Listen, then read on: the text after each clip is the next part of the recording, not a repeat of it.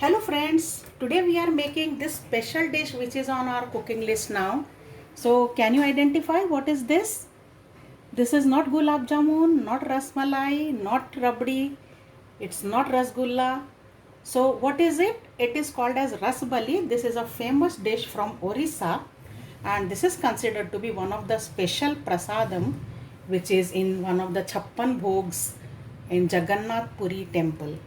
So let us see the recipe for this today. It requires only 1 liter of milk and 2 tablespoons of sugar. This is the only main ingredient and very simple recipe. Let us see this. So I have 1 liter of full fat milk here which I have distributed into 2 pots, half liter each. One I will just boil and reduce and other I will curdle to extract chena from this.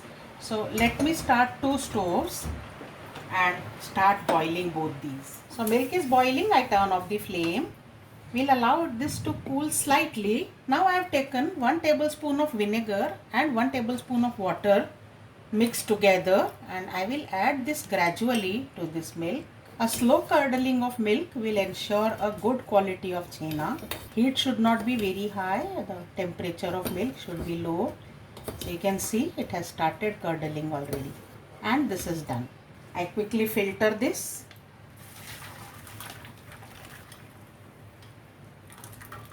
So all the water I have extracted and the solid chena is here.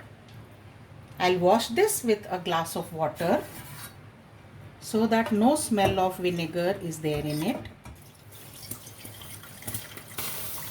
Let this completely drain.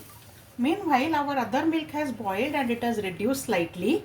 So I am adding 2 tablespoons of sugar to it and we'll allow it to continue to boil for some more time.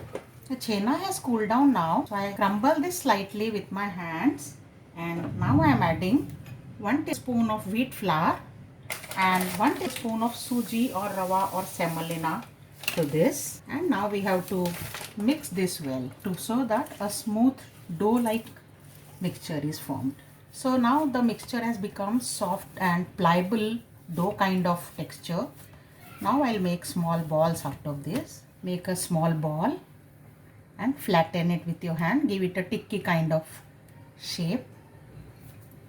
I'll make all the balls like this. So all my balls are ready like this, which are little flattened, and I have kept this small piece for checking whether my dough is proper. I will add this to the heated ghee or oil first and check if this disintegrates, then I have to add some more flour to this and knead. So now let us look at the pan.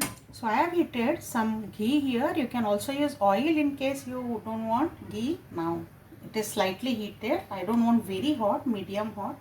So I will add this ball and check whether it gets fried properly. Yes, that is frying properly, in the sense it is not disintegrating in the ghee. And so now I add the remaining balls one by one into the ghee for frying. Keep the flame medium or low. So I have added all the balls for frying and I will cook them on low flame till they are done on one side.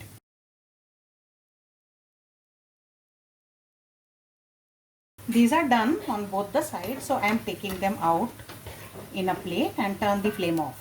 I am adding now this boiled milk to the same pan. I have removed the ghee. Now I will add these fried chena vadas one by one to this boiling milk and let's cook for 10 to 15 minutes. Now I am adding some cardamom, chopped dry fruits to this. You can use any dry fruits of your choice. You can see they have bloated so well, but still they will soak some more milk. So I'll cook for some more time. The milk has thickened well and the chena has absorbed the milk well. So now this is done. I turn off the flame and it's time to plate. So our tasty, delicious and easy to make rasbali is ready to serve. Don't forget to cool this in refrigerator on an ice bed before you serve this. I'll see you with more such special recipes soon. Bye for now.